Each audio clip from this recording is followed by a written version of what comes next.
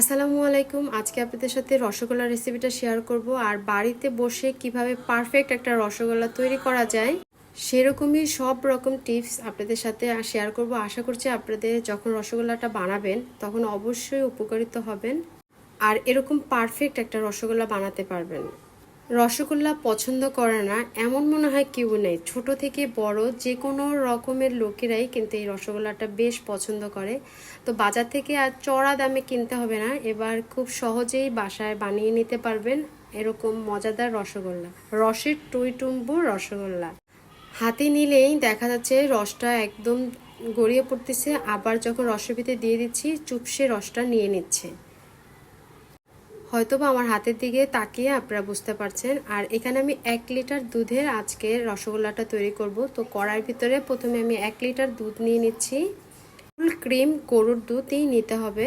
তো দুধটা যখন বলক চলে আসবে, মানে 2 থেকে 3 বার আমি দুধটা বলক আনিয়ে নিয়েছি। তারপরে এখানে 2 টেবিল চামচ ভিনেগার আর 2 টেবিল চামচ পানি মিক্স করে তারপরে এই বলকানা দুধের ভিতরে দিয়ে দিব। এই পর্যায়ে কিন্তু আমার চুলার আঁচটা অন আছে, অল্প অল্প করে দিব আর নাড়তে থাকবো। দেখবেন যে কয়েক সেকেন্ডের ভিতরেই ছানাটা কাটা শুরু হয়ে যাবে। তো আমার দুধের কিন্তু অলরেডি ছানাটা কাটা হয়ে গেছে, মানে ছানা কাটা সেটা বুঝবেন কীভাবে, দুধটা জমাট বেঁধে যাবে আর পানিটা একদম নীল বর্ণের হয়ে যাবে। তো এখন আমি ছানাটা তুলে নিচ্ছি, একটা নেটের উপরে আর কি তুলে নিব। আর এই ছানাটা যেহেতু আমি হোয়াইট ভিনেগার দিয়ে করেছি, তো একটা ভিনেগারের টক ভাব যাতে না থাকে তাহলে মিষ্টি খেতে ভালো লাগবে না, সেজন্য একটু পানি দিয়ে হালকা করে ধুয়ে নিচ্ছি। তারপর ছানাটা পানিটা ঝরিয়ে একটা ভারী কিছু দিয়ে এটা চাপা দিয়ে রাখবো 20 থেকে 25 মিনিটের মতো। আর এভাবে বাড়িতে আপনারা বানিয়ে দেখবেন, ইনশাল্লাহ আপনার রসগোল্লাটা একদম পারফেক্টভাবে বানাতে পারবেন, একটুকুও ভেঙে যাবে না, নষ্টও হবে না, আবার খারাপও কেউ বলতে পারবে না। তো প্রথমে চিনি শিরাটা করে নিচ্ছি। শিরাটা একটু চিনিটার দিকে খেয়াল রাখবেন, স্যুপ বাটি সবার বাসায় আছে। তো 1 বাটি দিয়েছি প্রথমে চিনি, তারপরে আর 1 বাটির গলা পর্যন্ত দিয়েছি চিনি। আর একটা বাটির জন্য আমি 2 বাটি করে পানি দিলাম। এখানে আমি 4 বাটি পানি দিয়েছি মোটমাট, ঠিক আছে। এবার ছানাটা একটা বড় প্লেটের ভিতরে নিয়ে নিচ্ছি হাতে মথার জন্য। ছানাটা যেন একেবারেই যেন রুক্ষ না হয়ে যায় সেদিকে একটু খেয়াল রাখবেন। এখন ছানাটাকে আমি হাত দিয়ে খুব ভালো করে মথে নেব, মানে প্রায় 4 থেকে 5 মিনিটের মতন হাতে তালু দিয়ে ডলে ডলে মথে নেব। এখন এই ছানাটা পারফেক্ট করার জন্য 1 চামচ চিনি নিয়েছি। চিনিটা ছানার ভিতরে জালি জালি ভাবটা আনবে। 1 চামচ দিয়েছি কর্নফ্লাওয়ার, এটা ছানাটাকে পাতলা করবে। আর দিয়ে দিচ্ছি 1 চামচ ময়দা, আর ময়দা দেওয়ার কারণে ছানাটা বাইন্ডিংটা খুব ভালো হবে। আর দিয়ে দিচ্ছি গুঁড়া দুধ, গুঁড়া দুধটা জেলে ছানাটা খেতে ভালো লাগবে, 1 চামচই দিয়েছি। তারপরে সামান্য একটু এলাচের বিচি গুঁড়া করে দিয়েছি যাতে সেন্টটা খুব ভালো আসে। সবগুলো উপাদান হাত দিয়ে আবারও খুব ভালো করে মথে নেব 4 থেকে 5 মিনিটের মতো।